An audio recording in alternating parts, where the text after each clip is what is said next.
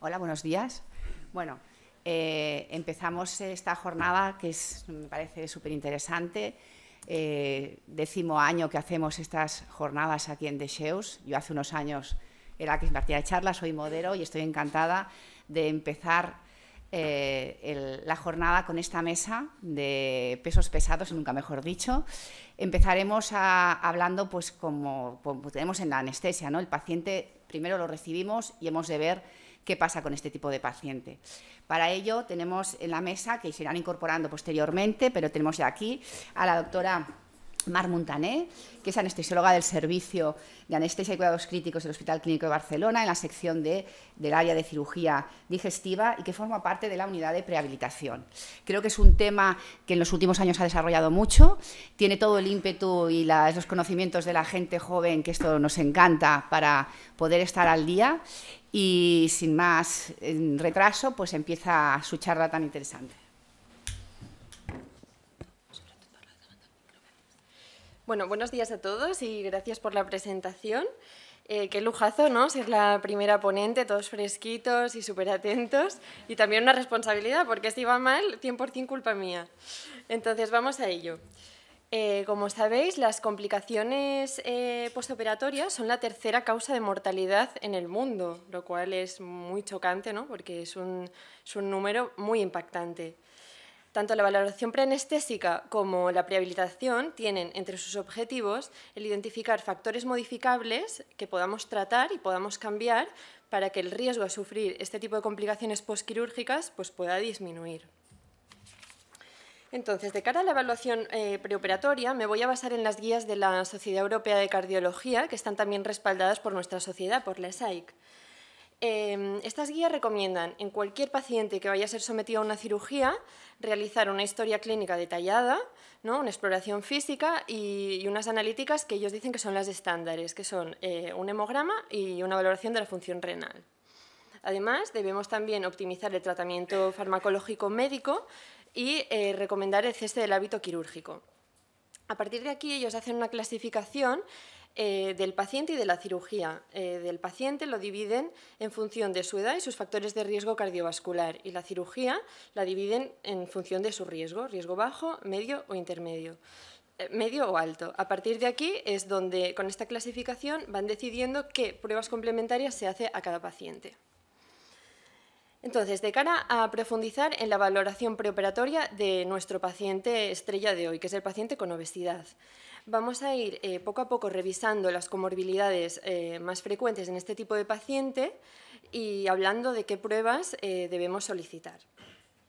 Cada una de estas comorbilidades se asocian a un tipo de complicación posoperatoria específica. Y antes de entrar a valorarlas todas ellas, os quiero avisar que no entraré en un punto clave de valoración preanestésica, que es la vía aérea, porque luego tendremos una sesión específica acerca de esto. En primer lugar, el SAOS. Se estima que entre un 40 y un 90% de los pacientes obesos tienen un SAOS, diagnosticado o no. Y el SAOS se relaciona con unas complicaciones que a nosotros los anestesiólogos nos preocupan mucho, ¿no? Como puede ser la ventilación difícil, la intubación difícil o una desaturación en el posoperatorio inmediato. Entonces, respecto al SAOS, ¿qué se nos recomienda hacer? Pues la Sociedad de Anestesia y Sociedad de Medicina del Sueño lo que recomiendan es identificar a todos los pacientes en riesgo de tener SAOS antes de la cirugía. ¿Y cómo lo hacemos? Pues recomiendan hacer un screening mediante unos tests. El más utilizado es el Stop Bank. Stop Bank es un acrónimo, ¿no? Tiene 8 letras y cada una de ellas pues, se refiere a un ítem. Por ejemplo, la S de snoring, ronquidos. Y así pues, valoran 8 ítems. En función de esto, clasificamos al paciente en bajo riesgo, riesgo medio o riesgo alto de SAOS. Entonces, una vez tenemos al paciente clasificado, lo que nos dicen esta guía es que hay evidencia insuficiente para demorar o cancelar una cirugía para acabar de estudiar bien al paciente, excepto en 2 situaciones. Si el paciente tiene otra enfermedad sistémica muy descompensada por la cual tengamos que hacer alguna otra actuación, pues debemos aprovechar este tiempo para acabar el diagnóstico de SAOS, o si el paciente tiene una enfermedad ventilatoria o un intercambio del gas alterado. ¿vale? En este caso sí que deberíamos posponer un poquito la cirugía, acabar el diagnóstico de SAOS y implementar un tratamiento. La siguiente enfermedad de la que vamos a hablar, ¿no?, son las enfermedades respiratorias. En el paciente obeso, como todos sabéis, la fisiología respiratoria está alterada, ¿no? Hay una disminución de todos los volúmenes pulmonares, un aumento de la resistencia en las vías aéreas, ¿no?, la conocida asma relacionada con la obesidad, y una disminución de la compliance. Además, estas alteraciones en la fisiología respiratoria se ven exacerbadas en el quirófano porque tenemos a nuestros pacientes en decúbito supino. Sin embargo, no hay ningún tipo de evidencia que respalde la realización de una espirometría en el preoperatorio, ¿vale? No se debería hacer en los pacientes obesos por el mero hecho de ser obesos una espirometría preoperatoria. Siguiente grupo de patologías que revisaremos son las enfermedades cardiovasculares, que son un poco la joya de la corona de los pacientes obesos. Las enfermedades cardiovasculares son muchísimo más prevalentes en los pacientes obesos versus a los pacientes con normopeso dentro de su mismo grupo de edad. Una de las explicaciones que hay para ello es que el corazón lo que tiene que hacer es adaptarse al aumento de masa corporal y al aumento de la demanda metabólica. Esto lo que acaba haciendo es que el corazón sufra, ¿no?, porque hay un aumento del volumen sistólico, un aumento de la carga del ventrículo izquierdo y al final nos puede dar lugar, pues, a un fallo cardíaco izquierdo. Además, ¿no?, de la ateromatosis, que puede dar lugar a patología coronaria, del aumento de incidencia de hipertensión en estos pacientes y también del aumento de incidencia de arritmias, como puede ser la fibrilación auricular. Entonces, en todo paciente obeso, antes de decidir qué tipos de pruebas complementarias vamos a hacer, lo primero que debemos hacer es valorar su capacidad funcional, ¿vale? El gold estándar para medir la capacidad funcional o el fitness cardiorrespiratorio de un paciente es medir el umbral anaeróbico o el consumo pico de oxígeno mediante una prueba de esfuerzo. Esto queda muy bien sobre el papel y es ideal, pero en nuestra vida real no le podemos hacer una prueba de esfuerzo a todo paciente obeso que va a ser sometido a una cirugía. Entonces, ¿qué herramientas podemos usar? Pues podemos usar tests que nos predicen este consumo máximo de oxígeno, ¿vale? Uno de ellos, el más usado, diría yo, en la práctica clínica, es el DASI, ¿vale?, que tiene, pues, unas 8 preguntas, si no recuerdo mal, acerca de qué puede o qué no puede hacer el paciente. Por ejemplo, se le pregunta, una de ellas es, ¿puede usted andar dentro de casa?, ¿no? La siguiente, ¿puede hacer actividades ligeras en casa, como puede ser fregar los platos? La siguiente ya más, ¿puede usted llevar la compra? Y así va aumentando. Entonces, se suma y te da un score, y este score hay unas tablas que lo traducen a un consumo de oxígeno, ¿vale? Entonces, una vez hemos valorado la capacidad funcional del paciente, que se puede hacer, como bien os he dicho, con una prueba de esfuerzo, con tests como el DASI, que está absolutamente validado en el contexto perioperatorio, o bien con una simple pregunta, ¿no?, de ¿puede usted subir un piso de escaleras? Esto ya nos da idea un poco de cómo está el paciente. Pues dividimos a los pacientes según su clase funcional y a partir de aquí decidimos qué pruebas solicitamos. Básicamente, aquí no sale, pero había arriba un electrocardiograma, luego el de en medio es un ecocardiograma y luego una prueba de imagen de estrés, ¿vale? O sea, tenemos estos 3 tipos de pruebas. El electrocardiograma, según las guías de la Sociedad de Cardiología Europea, nos recomiendan solicitarlo solamente si la cirugía es de riesgo alto o intermedio, si el paciente presenta signos de enfermedad cardiovascular o, como en nuestro caso, si el paciente es obeso, nada más que tenga otro factor de riesgo cardiovascular, obligatorio pedirle un electrocardiograma.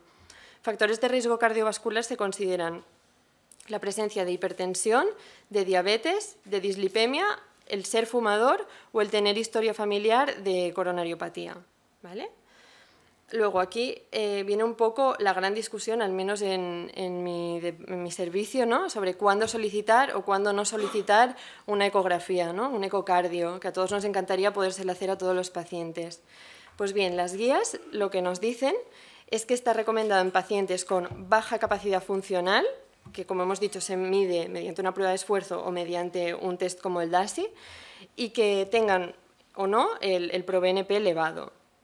Y además también si es una cirugía de alto riesgo y el paciente se le ha, por ejemplo, diagnosticado un soplo nuevo, ¿vale? Además, ya no con tanta evidencia, sino con un nivel de recomendación de clase B, la ecocardio debería ser considerada en pacientes en los que sospechemos que puedan tener algún tipo de cardiopatía, que tengan algún signo de enfermedad cardiovascular antes de una cirugía de alto riesgo. O sea, el paciente si va a ser sometido a una cirugía de alto riesgo y yo tengo algún tipo de feeling de que puede tener una enfermedad cardiovascular, pues le debería solicitar un ecocardiograma.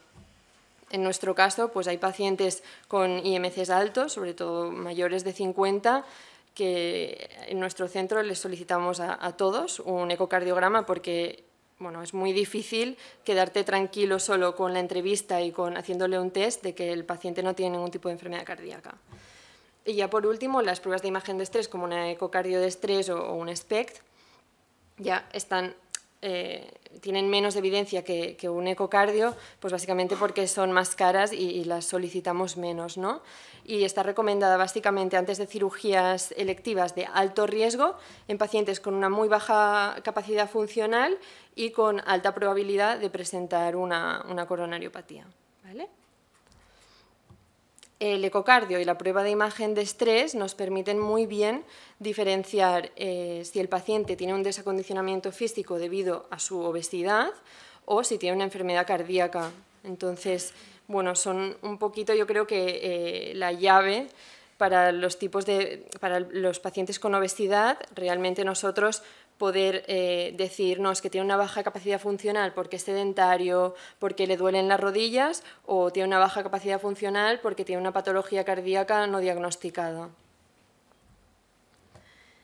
Siguiente conjunto de enfermedades, de comorbilidades del paciente con obesidad, son las enfermedades endocrinológicas, ¿no? La diabetes.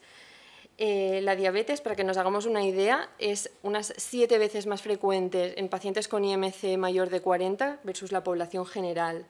¿Vale? Voy a pasar muy de puntillas sobre este tema porque luego tendremos una endocrinóloga que nos hablará ampliamente sobre el riesgo endocrinológico en los pacientes obesos, y simplemente destacar que las guías recomiendan pedir una hemoglobina glicada a todos los pacientes diabéticos que no tengan una en los 3 meses previos a la cirugía. Entonces, luego nos dicen que en caso de obtener una hemoglobina glicada alterada, o sea, mayor de 8,5, lo que deberíamos hacer si la cirugía es electiva y no tiene ningún criterio de prioridad, deberíamos posponer la cirugía. O sea, pacientes diabéticos con hemoglobina glicada mayor de 8,5, que sea una cirugía totalmente electiva, por ejemplo, una prótesis de rodilla, deberíamos primero controlar la diabetes y luego operar al paciente. Obviamente, si se trata de una neoplasia o pues, un bypass cardíaco, no podemos esperar y operamos al paciente independientemente de su valor de hemoglobina glicada. Entonces, después de este breve repaso de la valoración preoperatoria del paciente obeso, nos damos cuenta que los pacientes presentan unos factores no modificables, como puede ser el tipo de cirugía, yo no puedo cambiar la indicación quirúrgica, el entorno quirúrgico o su edad. En cambio, hay unos factores modificables que deben ser nuestra diana, debemos ir a atacarlos, como pueden ser la sarcopenia, la fragilidad, el sedentarismo, los hábitos tóxicos, y todos ellos determinan la reserva cardiorrespiratoria del paciente, que determinará el pronóstico quirúrgico del paciente. Entonces, ante este panorama, el doctor Carli, que es un anestesiólogo del Hospital General de Montreal y con el que tuve la suerte de poder trabajar, acuñó el término de prehabilitación y dijo que la prehabilitación era un proceso para mejorar la capacidad funcional y mental para poder hacer frente a un estresor con efectos deleterios como puede ser la cirugía. El doctor Carli acuñó el término de prehabilitación y dibujó este gráfico en el que tenemos la capacidad funcional y el tiempo. La idea es que si partimos, por ejemplo, yo me voy a operar y acabo de recibir quimio y estoy a un 50% de la capacidad funcional, me operan, pues lo que voy a tener es un gran declive de mi capacidad funcional y luego pues la voy a ir recuperando poco a poco. La idea nace en aprovechar este periodo preoperatorio y mejorar mi capacidad funcional. Si yo acabo de recibir quimio y estoy al 50% y dispongo de 4 semanas para ponerme las pilas, puedo aumentar mi capacidad funcional, lo que hará que el declive no sea tan marcado y que la recuperación sea mucho más rápida. Entonces, ¿cómo han ido evolucionando los programas de prehabilitación? En 2010 fue cuando el doctor Carli tuvo esta maravillosa idea de la prehabilitación y acuñó el término, escribió algún paper acerca de ello, pero tampoco definían muy bien en qué consistía, ¿no? Pues poco a poco, en 2013, se empezó a hablar de una prehabilitación trimodal, ¿vale? Que consiste en ejercicio físico, suplementación nutricional y apoyo psicológico. Con esto no nos quedamos contentos y ha seguido evolucionando, y en 2017 ya empezamos a hablar de la prehabilitación multimodal, en la que no solo tienen cabida el ejercicio físico, la nutrición y el apoyo psicológico, sino que ya introducimos otros conceptos como la optimización de la anemia, el cese del hábito tabáquico o la toma de decisiones compartidas. Ahora ya entrando un poquito en la prehabilitación en pacientes con obesidad.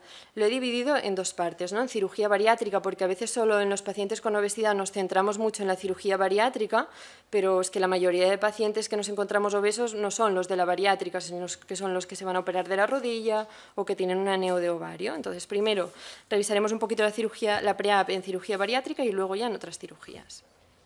En la cirugía bariátrica, las guías ERAS, ¿no?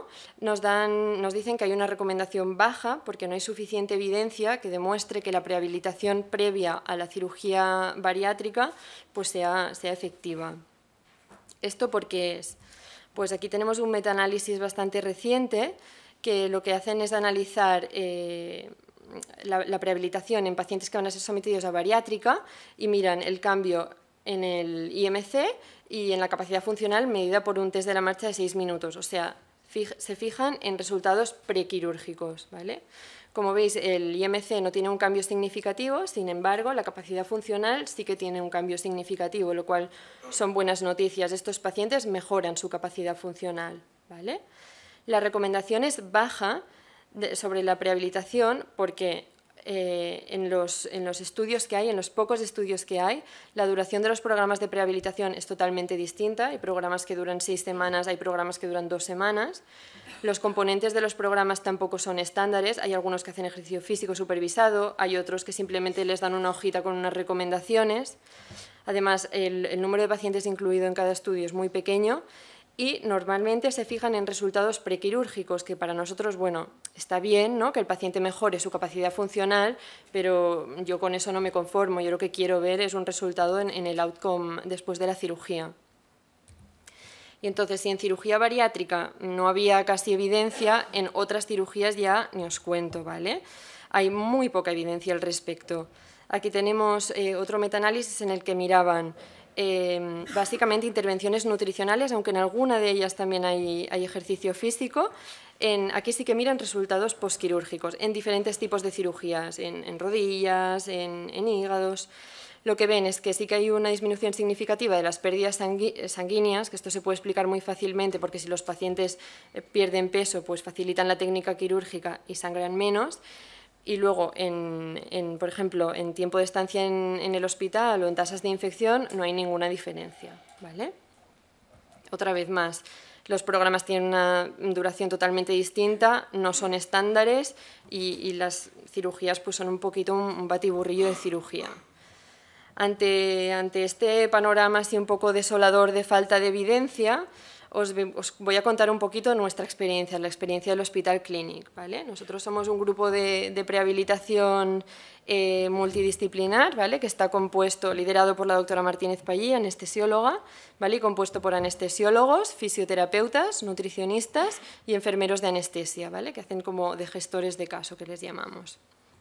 Entonces, nuestra unidad se puso en marcha en el 2013, ¿vale?, por el empeño de la doctora Martínez Pallí. Al principio funcionábamos un poco como una ONG, ¿vale?, poniendo de nuestra parte y con financiación de estudios, ¿vale?, y a partir de allí conseguimos hacer unos estudios que demostraron que la prehabilitación es eficaz y es costo efectiva en ciertos tipos de cirugías, como son la cirugía digestiva en paciente de alta complejidad y la cirugía cardíaca y cirugía torácica.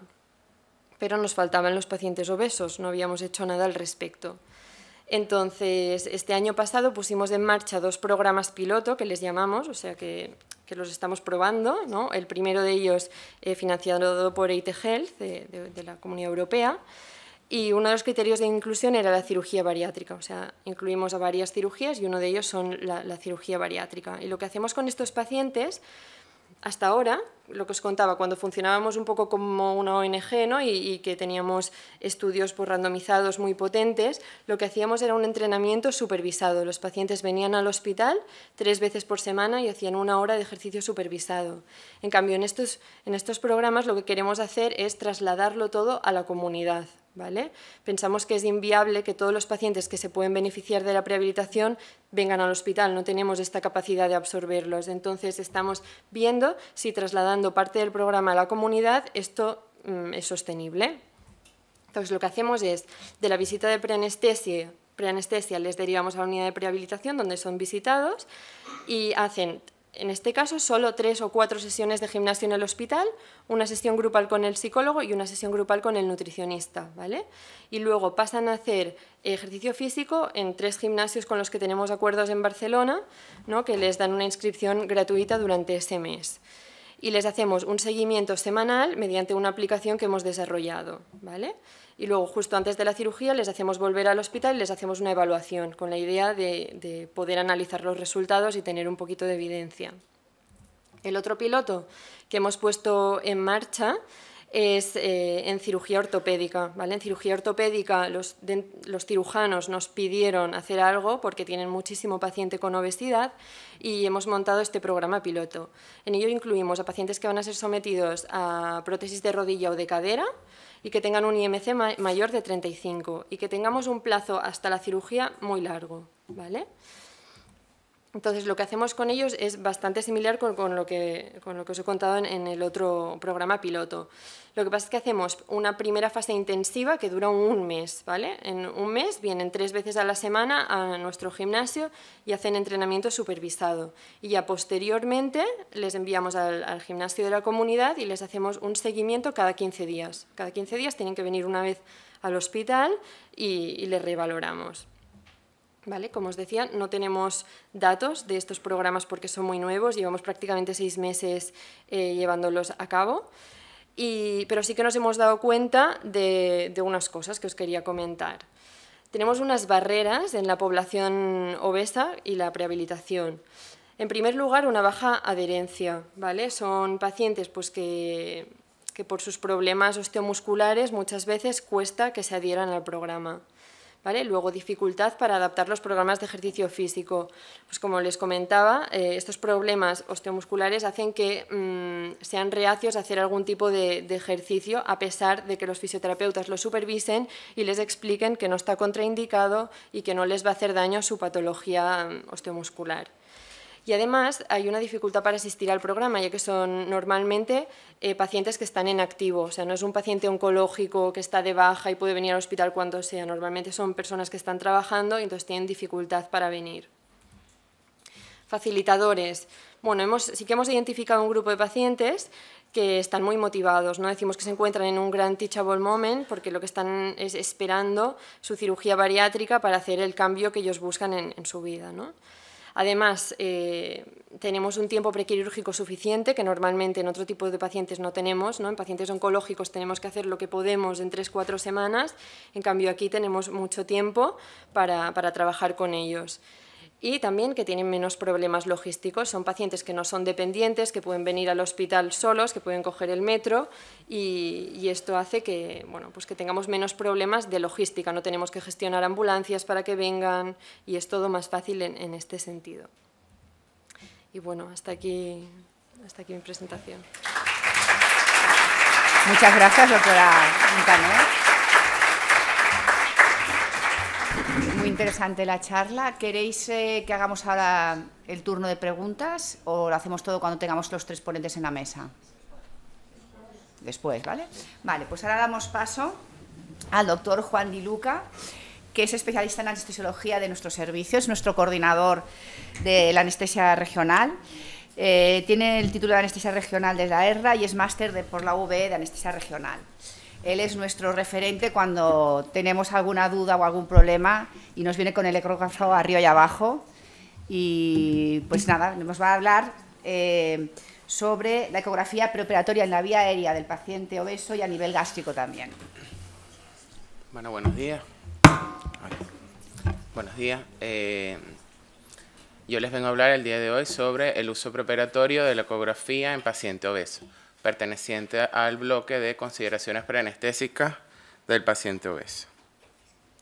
Como sabemos, según la OMS y a nivel mundial, la definición de obesidad viene determinada por el índice de masa corporal, que no es más que el peso entre la talla al cuadrado, y que sabemos que por encima de 25 estamos en sobrepeso, por encima de 30 ya en obesidad grado 1, 35 grado 2, más de 40 grado 3, y que la CEDO nos agrega una clasificación más, que es la obesidad extrema tipo 4, que es cuando el índice de masa supera los 50.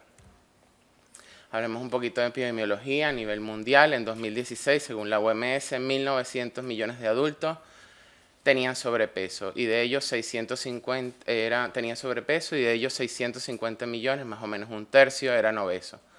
Igualmente los adultos a nivel mundial, el 39% tenían sobrepeso y el 13% de ellos, es decir, igualmente un tercio, eran obesos. Y entre 1975 y 2016 esta tasa se ha triplicado. Si vemos las estadísticas a nivel nacional, la prevalencia y tendencia ascendente van llevando a que se consolide cada día más el término de obesidad epidémica. Y si lo correlacionamos más o menos con la estadística mundial, vemos más o menos que la tasa de obesidad y de sobrepeso es más o menos igual. Lo que llama la atención es que cada día también hay cada vez más niños y adolescentes obesos y que conforme aumenta la edad estas cifras van aumentando. Todo esto simplemente nos lleva a que cada día vamos a tener más este tipo de pacientes y nos tenemos que entrenar y utilizar las herramientas que tenemos a mano para poder abordarlos y disminuir las potenciales complicaciones. Es así entonces como he ampliado un poquito la conferencia, que hablábamos fundamentalmente de ecografía gástrica y predictores de vía aérea, a también accesos vasculares y un poco de anestesia regional, que no puedo dejar de hablar de anestesia regional. Como sabemos, los accesos vasculares en pacientes obesos son procedimientos difíciles que consumen tiempo, que nos pueden llegar en cualquier paciente pocos segundos a pocos minutos, y en este tipo de pacientes nos pueden llevar incluso a horas. Porque todo ello debido a que tenemos una pérdida de las referencias óseas y debido a la gran infiltración de grasa en el subcutáneo, en el área del cuello y de los miembros inferiores, pues nos lo dificulta. Es así como el uso del ultrasonido nos previene hematomas, tromboflebitis e infecciones, y a nivel de accesos vasculares centrales nos facilita mucho su colocación, disminuyendo las lesiones vasculares y pleurales. Como ven, la literatura es extensa, tanto americana como europea, que avala el uso de este tipo de técnicas, incluso de metaanálisis que han salido durante todos estos años y que incluso han llevado a que sea obligatorio, según los protocolos institucionales de ciertos hospitales a nivel mundial, la cateterización de arterias, vías periféricas o de vías centrales con este tipo de técnica. Ahora bien, hablemos sobre la ecografía del manejo de la vía aérea en el paciente obeso. Es así como hablaremos de 4 ítems. La valoración del contenido gástrico de cara a la prevención de la broncoaspiración, en la utilización de predictores de vía aérea difícil, específicamente intubación difícil, la confirmación de la intubación orotraqueal y la potencial uso de una vía quirúrgica en el manejo de los algoritmos de la vía aérea difícil. Hablemos entonces de la prevención de la broncoaspiración y de la valoración del estómago de forma preoperatoria. Como sabemos, este tipo de técnicas lo vamos a utilizar con un transductor convexo que colocaremos a nivel del epigastrio, tanto en decúbito supino como en decúbito lateral derecho. veremos estructuras como los rectos, el lóbulo derecho del hígado, el antro gástrico, que para poderlo medir y valorar tenemos que hacerlo a nivel de los grandes vasos como la mesentérica superior y la aorta. Y como sabemos, pues el ultrasonido cada vez más es parte de nuestro día a día, es parte complementaria incluso de la historia clínica y el examen físico que podemos realizar en la cabecera del paciente. Como sabemos, cada día más el impacto que tienen los point of care en ultrasonido de cara a la disminución de la morbimortalidad de los pacientes. Como sabemos, la broncoaspiración es la primera causa de mortalidad asociada a anestesia y el incremento de morbilidad por distrés respiratorio, disfunción orgánica múltiple y daño cerebral. Es así entonces como con la ecografía gástrica vamos a poder hacer una valoración cualitativa como cuantitativa. La valoración cualitativa nos dirá si ese estómago está vacío o no. La haremos en decúbito supino y en decúbito lateral derecho, fundamentalmente en decúbito lateral derecho para tener una mayor sensibilidad y especificidad del estudio y que ya nos orientará en saber si ese estómago tiene contenido y si tiene contenido, de qué tipo de contenido estamos hablando. Y cuando hablamos de la valoración cuantitativa, hablamos de la medición de este antro gástrico a nivel de, como les dije, del antro, ¿no? Y podremos determinar, según el volumen y el área de la superficie, si estamos hablando de un valor por encima de 1.5 mililitros por kilo, que estaríamos hablando de una superación del volumen gástrico de las secreciones basales, o menor de 1.5. Es así entonces como podemos, con esta valoración cuantitativa, determinar en base a esta fórmula que se plantea, que se publica por primera vez en la revista Anestesia y Analgesia en el año 2013, pero que fue valorado solamente en pacientes con índices menores de 40. Producto de ello, entonces, de esta fórmula, ellos publican esta tabla y nos permite determinar en la zona verde, aplicando la fórmula, si nos encontramos en un área de seguridad para broncoaspiración y si salimos de ella, tenemos un riesgo de broncoaspiración. Y esto simplemente correlacionando la edad del paciente con el diámetro antral. Fíjense, en este caso, por ejemplo, aquí vemos una estructura anecoica con una disminución de la pared del estómago, con lo cual podemos asumir que esto probablemente se trata de un líquido claro. Y según el volumen que tengamos, podemos entonces, según la edad y según el diámetro, estimar si nos encontramos en zona de seguridad o no. Veamos entonces el algoritmo. Podemos tener una valoración cualitativa, donde diremos el estómago está libre o está vacío, está con líquidos claros o está sólido. Si está sólido, tiene un alto riesgo de broncoaspiración y entonces haremos maniobra o cambiaremos nuestra técnica anestésica o haremos maniobras de cara a disminuir la broncoaspiración. Y si es de líquido claro, pues entonces estimaremos el volumen y sabemos que si es por debajo de 1.5 estamos en zona de seguridad porque son las secreciones basales del estómago. Y si es por encima de 1.5 incrementamos el riesgo, entonces caemos en esta misma vertiente del algoritmo. Entonces tenemos que asumir a este paciente como un estómago lleno. Y todo esto surge porque, claro, siempre no es lo mismo un paciente obeso que tenga una determinada, que sea joven, a que sea anciano, porque la capacitancia del estómago es diferente, pero no es lo mismo que sea solo obeso a que sea diabético y además hipotiroideo. Con lo cual, siempre durante todos los años, siempre nos estamos haciendo la eterna pregunta de si ese paciente era estómago lleno o no. Y hacemos incluso inducciones de secuencia rápida o prevenciones de vía aérea difícil o de ventilación difícil de cara a cosas que nos imaginábamos. Pero todos los días, en vista de estas herramientas, pues podemos hacer algo mucho más científico. Y pues desde siempre, como les decía, siempre veníamos con la eterna pregunta de si todo paciente que era obeso era considerado estómago lleno, si los teníamos que hacer inducciones de secuencia rápida o no. Y es entonces cuando vemos durante todos estos años cómo hablamos de inducciones de secuencia rápida, de disfunciones esofágicas, de pacientes con hernias hiatales, con retardos en el vaciamiento gástrico, porque claro, cada paciente es diferente y tiene una velocidad de vaciamiento gástrico diferente. Y más si cambia su edad y más si tiene diferentes comórbidos, ¿no? Entonces, pues como les decía, estamos hablando de evidencia científica para tomar decisiones. Es así como entonces la doctora Anaí Perlas del grupo del Hospital de Toronto, en Canadá, se plantean en el año 2017 validar esa fórmula que les comenté del 2013 que sacaron ellos en primera oportunidad y dicen, bueno, esto mismo vamos a extrapolarlo a los obesos. Entonces, hacen este estudio de validación para ver si esa fórmula era aplicable en este tipo de pacientes. Como les dije, era un estudio experimental donde medían el área de sección transversal correlacionada con la aspiración gástrica a la hora de realizarle una gastroscopia.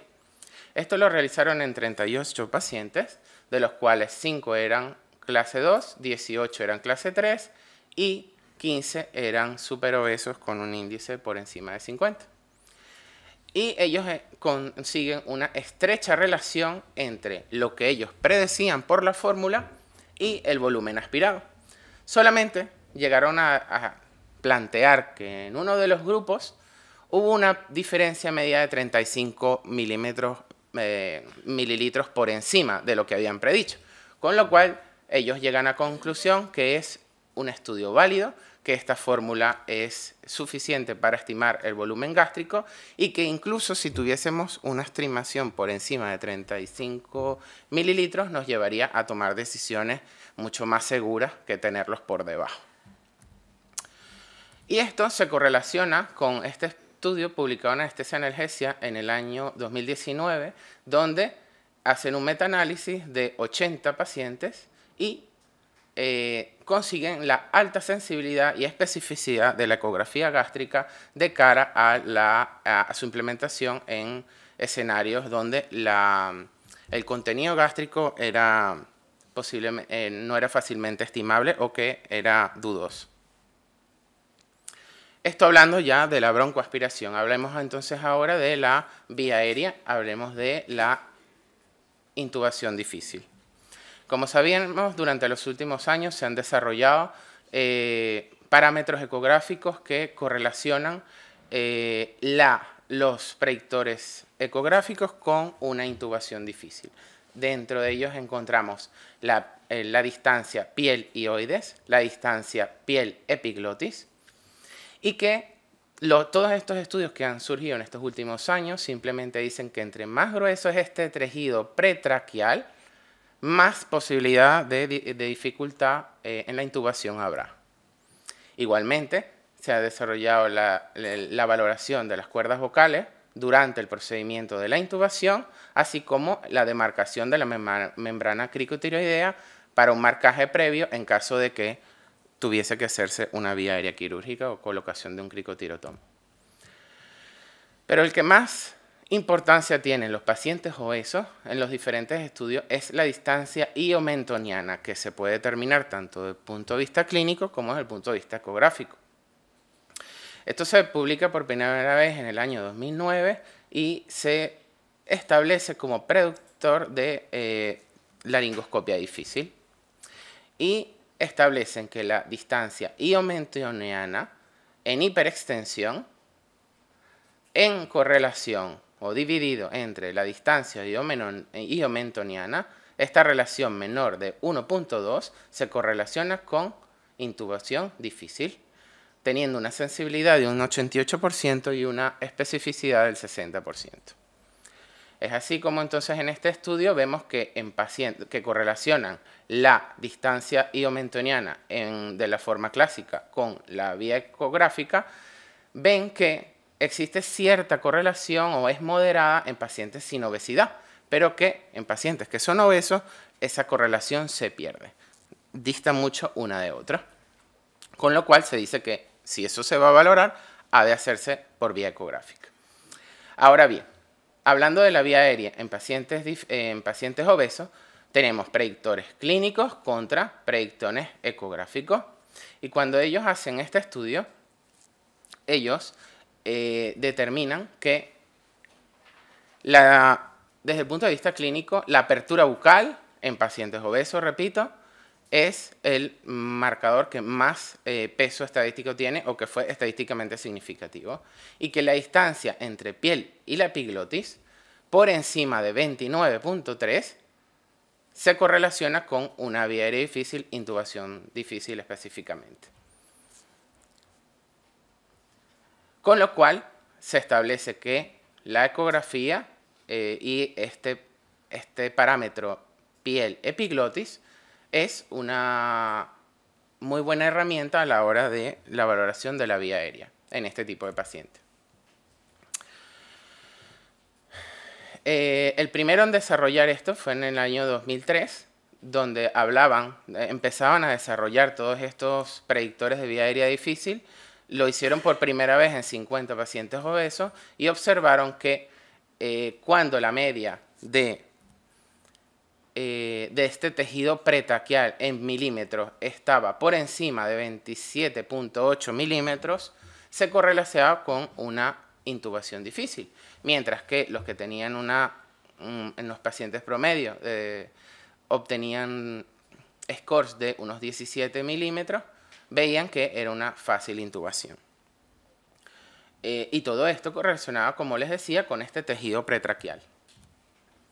Ahora bien, una vez que ya hemos intubado al paciente, como sabemos, la intubación es el método convencional para proteger la vía aérea y que las complicaciones derivadas de la no intubación nos van a llevar a hipoxia o atelectasia. Con lo cual nosotros podemos utilizar la eco para disminuir este tipo de complicaciones. Es así entonces como podemos usar métodos directos o métodos indirectos. Como métodos indirectos, como vemos aquí, en lo que es el long sliding, que es el desplazamiento pulmonar, que valoraríamos de forma bilateral, o la excursión diafragmática.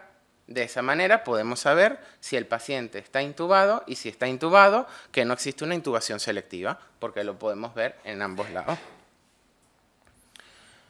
E igualmente podemos valorar o confirmar que el paciente está intubado. Fíjense cómo cambiamos de un patrón en V a lo que es llamado el signo de bala, que no es más que esta imagen redondeada con una interfaz entre la mucosa y el tubo. Y esto que está aquí es aire, con lo cual podemos así confirmar que el paciente está intubado y en caso de una intubación esofágica, lo que es el signo de la doble tráquea. Aquí está la vía aérea, la tráquea no intubada y el esófago intubado. Ahora, ¿es realmente necesario hacer una ecografía para saber si un paciente está intubado? Bueno, realmente no parece ser algo que usamos o utilizaremos a diario, pero sí en pacientes que tienen una hemorragia importante o tienen un signo de bajo gasto, pues es una herramienta más, ¿no? Para determinar si estamos hablando de que esos bajos niveles de CO2 respirados se correlacionan con un bajo gasto o que el paciente no está intubado. Ahora bien, podemos hacer igualmente un marcaje de la vía aérea, donde sabemos que la predicción de la vía aérea es fundamental. Las primeras desenlaces fatales son derivados de la mala identificación de la membrana cricotiroidea y que es, como sabemos, la palpación de las referencias anatómicas en este tipo de pacientes es bastante difícil, con lo cual en situaciones de emergencia deberíamos, si tenemos un paciente que potencialmente sea candidato a una vía aérea quirúrgica, pues no estaría de más hacer un marcaje previo a la inducción anestésica. Debido a que pues, el ultrasonido nos permite una identificación exacta de las estructuras, ¿no? Es así como en este artículo del año 2021 en pacientes obesa, ellos correlacionan los métodos de palpación convencional con los medidos por ultrasonografía y determinan entonces que la ultrasonografía fue mucho más precisa, pero más lenta. Fue más precisa en un 71% contra un 39%, pero en vez de durar 16.9 segundos, pues tardó 23.5. con lo cual ellos recomiendan el uso previo, el marcaje previo de la membrana cricotiroidea en este tipo de pacientes y la capacitación formal de los anestesiólogos en ecografía de la vía aérea. Y bueno, como no puedo dejar hablar de la anestesia regional, solamente hablaremos de los bloqueos del neuroeje y la ayuda que nos brinda. Como sabemos, la anestesia epidural ha disminuido o disminuye el consumo perioperatorio de opioides y, por tanto, de complicaciones pulmonares, de depresiones respiratorias en el área de la rea o en planta, el hilio paralítico y la respuesta al estrés. Sabemos que en este tipo de pacientes, cuando son tan obesos, no podemos a veces ni siquiera palpar las apófisis espinosas, ni siquiera la cresta ilíaca, por la pérdida de las referencias anatómicas por la infiltración de grasa en el subcutáneo. Entonces, la ecografía nos va a ayudar a determinar dónde está la línea media, dónde están los espacios intervertebrales y, producto de no tener una buena ubicación, podemos incluso tener pérdidas falsas de la resistencia, ¿no? Entonces, todo esto hace que cuando no usamos la ecografía en este tipo de pacientes, vamos a tener un aumento en los tiempos, un aumento en las incidencias de perforaciones, de hematoma espinal o de técnicas fallidas.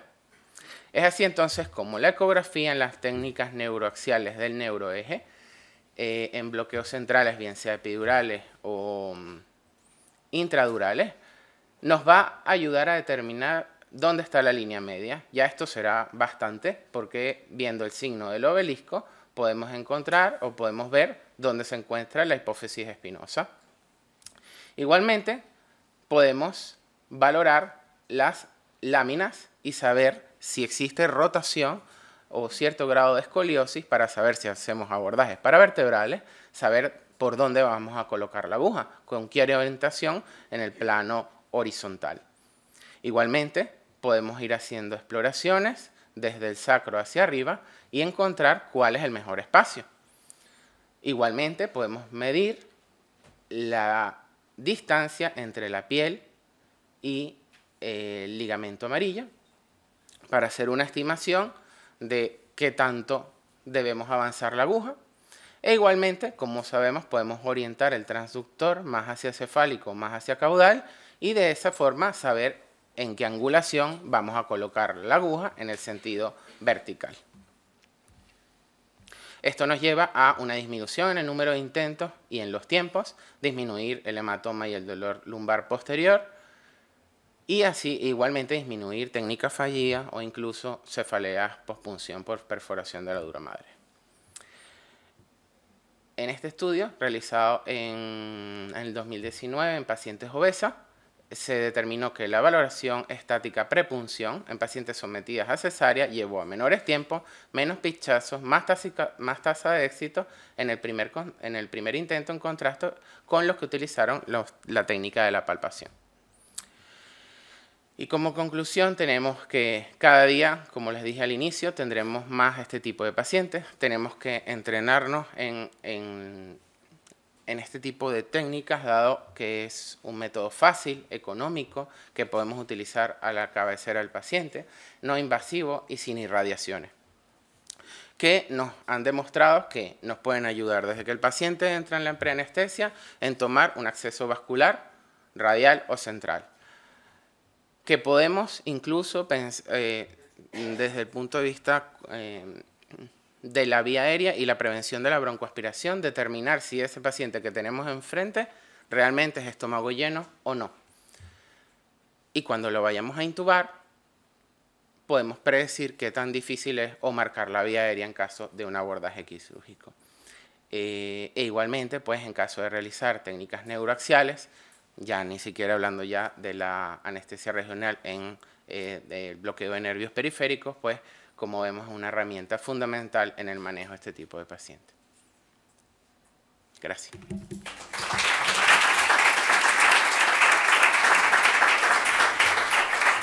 Muchas gracias, doctor Di Luca. Como siempre, transmites la habilidad que tienes en quirófano. Y para acabar la charla de la mañana, tenemos a la doctora Mireia Guerrero, que es especialista en endocrinología y nutrición del Hospital Universitario de Sceus. ha estado en las unidades de cirugía bariátrica de Vallebrón y Belviche, y desde la unidad de preoperatorios que yo coordino doy las gracias porque es nuestra comunicadora y nuestra interconsultora principal cuando tenemos algún problema o alguna duda sobre la parte endocrina de nuestros pacientes. Cuando quiera, doctora, va a hablarnos del riesgo del paciente obeso desde el punto de vista endocrinológico. Hola, buenos días. Bueno, pues me ha tocado a mí un poco hablaros de esto, del riesgo del paciente obeso, pero desde la base, desde el por qué este paciente tiene mayor riesgo y mayor morbimortalidad quirúrgica. Primero de todo, me gustaría entrar en la charla, ¿no? Poniéndoos un poquito, creo que ya se ha repetido en las sesiones previas, pero un poco explicándoos cuál es el panorama que tenemos ahora mismo.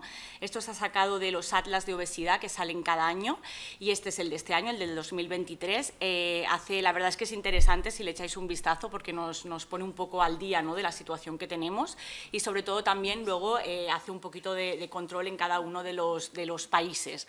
Y como veis, estamos, la verdad, con una enfermedad muy importante, con una enfermedad con unas tasas de prevalencia crecientes, y que parece que aquí no hay un stop, porque un poco prevén que sobre el 2035 en España estaremos con IMCs, o un 37% de la población con IMCs de más de 30. Esto no solo pasa en la población adulta, también, como han dicho previamente, la población pediátrica de nuestro país está a la cabeza de Europa de la obesidad infantil. Y como veis, ¿no? Pues tenemos esta tasa de aumento de la prevalencia de casi un 2% anual, ¿no? en la próxima década. Entonces, hablaros del principal protagonista de todo esto, que es el adipocito. Hasta hace unos años se consideraba que la obesidad era un acúmulo de tejido graso y ahí nos quedábamos. Ahora sabemos, ¿no? Que este acúmulo de tejido graso se comporta como un órgano endocrino porque libera muchísimas citoquinas, muchísimas moléculas proinflamatorias que son capaces de dar respuesta a otros tejidos diana del organismo y, por lo tanto, ¿no? De enviar señales y crear estas comorbilidades asociadas. Como sabemos, ¿no? Todas estas interleuquinas y todos estos factores van a actuar en muchos puntos diana del organismo. No tengo tiempo para hablar de todos ellos, pero sí que un poco, ¿no? Centrándonos en los que nos van a dar más problemas en el ámbito quirúrgico, tendremos todo el SAOS, ¿no? La apnea obstructiva del sueño, sobre todo el hígado graso, importantísimo, todo lo que sería hipertensión, dislipemia, importantísima la dislipemia heterogénica en estos pacientes y el mayor riesgo de trombosis, y obviamente el pilar fundamental, que es la diabetes tipo 2. Como os decía, todo esto está generado a nivel de las adipógenas en el tejido adiposo blanco, no en el marrón, y en función de las sustancias que liberen tendremos unas alteraciones metabólicas u otras. Deciros que de todas estas interleuquinas que se liberan y de estas moléculas, de estas hormonas, todas tienen un punto y una diana clave, sobre todo, y esto va a ser nuestro eje de las complicaciones metabólicas, y son la insulina. De alguna manera u otra, por ejemplo, la leptina, que es muy importante en el paciente con obesidad, la leptina es una hormona que se libera en el adipocito, con lo cual si nosotros pensamos que en un paciente que tiene obesidad vamos a tener niveles más altos de leptina, pues lo que les pasa a estos pacientes es que igual que generan una resistencia a la insulina, generan una resistencia a la leptina y, por lo tanto, ¿no? Escapan de este mecanismo contrarregulador para la saciedad, ¿no? Para nuestro hipotálamo y nuestro centro de saciedad. Entonces, como os decía, todo va a girar en torno a la resistencia de la insulina, a este ambiente proinflamatorio que vamos a tener en el organismo y a esta menor capacidad, ¿de acuerdo?, de la acción de la insulina a nivel hepático y a nivel muscular. Por lo tanto, tras la resistencia a la insulina, lo que nos va a aparecer, vamos a tener este hiperinsulinismo compensatorio, que en una gran mayoría de los casos va a acabar, ¿no?, convirtiéndose en una diabetes tipo 2, la dislipemia heterogénica y el hígado graso. Y ahora os voy a dar pues 4 bases patológicas, ¿no?, y un poco cómo podemos plantearnos el abordaje prequirúrgico de todas aquellas cirugías que, como decían en la primera charla, tengamos la opción de que sean electivas, porque obviamente pues, si son cirugías de urgencia, pues son cirugías de urgencia, no hay más que hablar. Entonces os decía, ¿no?, todo este factor y todo este ambiente obesogénico, toda esta epigenética del individuo, que esto es muy importante, nos va a generar el hiperinsulinismo y a partir de aquí tendremos los puntos. Voy a empezar a hablar de un poco el riesgo cardiovascular del paciente. Para hablar del riesgo cardiovascular del paciente con hiperinsulinismo, me centro en lo que sería la dislipemia heterogénica, que os sonará porque es la propia del paciente con diabetes tipo 2. Todo parte de la misma base, de la resistencia a la insulina. La insulina, la realidad que tiene es que hace que los adipocitos no se movilicen tanto. Si yo tengo resistencia a esta hormona, voy a tener más flujo de adipocitos, por lo tanto voy a tener, ¿no?, estos adipocitos, va a haber un aumento de la lipólisis, voy a tener más ácidos grasos libres circulando y esto me va a generar más partículas de ApoB, me va a generar ensamblaje de partículas de VLDL. O sea, esto daría para 3 o 4 charlas, pero para que entendáis que al final, ¿no?, es un perfil lipídico. A veces vemos una analítica de un paciente con una obesidad o con una diabetes, tenemos un aumento de triglicéridos, es cierto, esto lo vemos, pero a veces la partícula de LDL tampoco nos impacta demasiado, pero es una partícula de LDL que aunque cuantitativamente no esté muy alterada, cualitativamente sí que lo está. Es una partícula mucho más pequeña y es una partícula mucho más heterogénica y esta es la que nos va a dar más problema cardiovascular. Por eso los objetivos de control de LDL en el paciente con diabetes son mucho más estrictos que en el paciente sin diabetes, por esto, porque cualitativamente la partícula es más heterogénica. Igual que nos pasa con la HDL, perdemos un poco el factor protector, porque el HDL, aparte de estar más bajito, es extremadamente pequeño, con lo cual se metaboliza de manera muy rápida por el hígado. Entonces, aquí tenemos un punto importante, ¿no?, que aunque analíticamente, aparte del triglicérido, no nos llame la atención, pensar que es un perfil mucho más heterogénico que el del paciente sin resistencia a la insulina. El otro punto importante sería, y ¿no?, creo que es como el eje, el pilar, es la diabetes tipo 2. Os vuelvo a poner una gráfica porque me gusta que nos situemos. Esto es una gráfica del Atlas de Diabetes, esta sí que es de hace 2 años aproximadamente, pero para que veáis un poco dónde estamos. Cuando hablamos de diabetes en general, en cualquier sitio, se habla de más de un 90% de diabetes tipo 2. El otro 10% corresponde a tipo 1 y algunas monogénicas que hay. Estamos ahora mismo en unos 415 millones de personas con diabetes en el mundo y un poco el dato alarmante es que aproximadamente un 45% están sin diagnosticar. Esto significa que muchas veces en cirugías de urgencia nos encontramos, ¿no?, que entramos al paciente en quirófano porque se tiene que entrar en quirófano, pero después, en las primeras horas y en el postoperatorio, vemos que tiene unas cifras de glicemia que son de muy difícil control y de muy difícil manejo. Y ahora os explicaré el por qué, porque es un paciente que ya tiene una base de resistencia a la insulina y que entra en todo el proceso catabólico, ¿vale?, que genera la cirugía y la anestesia. Un poco lo mismo para que veáis que van de la mano, es la principal comorbilidad asociada a la obesidad, la diabetes tipo 2, y que la proyección hacia el 2040, que está aquí, a la vuelta de la esquina, pues no nos deja muy tranquilos. Y bueno, se prevé, ¿no?, pues un aumento del 64% de esta patología. Entonces, bueno, yo creo que es una cosa que cada día nos vamos a encontrar más en la práctica clínica diaria. Como os decía, la comorbilidad más asociada a la obesidad, hablan de una incidencia entre un 20 y un 40%, yo tiraría más hacia el 40 que hacia el 20. Obviamente sabemos que tenemos un mayor riesgo en los pacientes con diabetes de cualquier tipo de complicación quirúrgica y de mortalidad asociada, ¿no?, a la cirugía.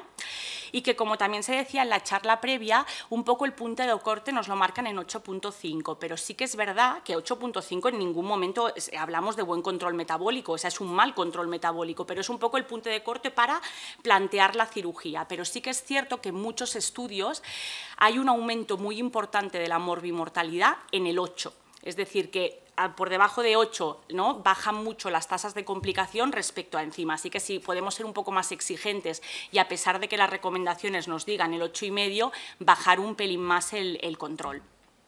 Esto era para deciros que no hace falta, ¿no?, solamente que pongamos el riesgo quirúrgico en el paciente con hiperglicemia o con diabetes, bueno, las fuentes que encontramos son inagotables. Y entonces deciros que un poco, ¿no?, cuál es el problema y qué debemos tener en cuenta.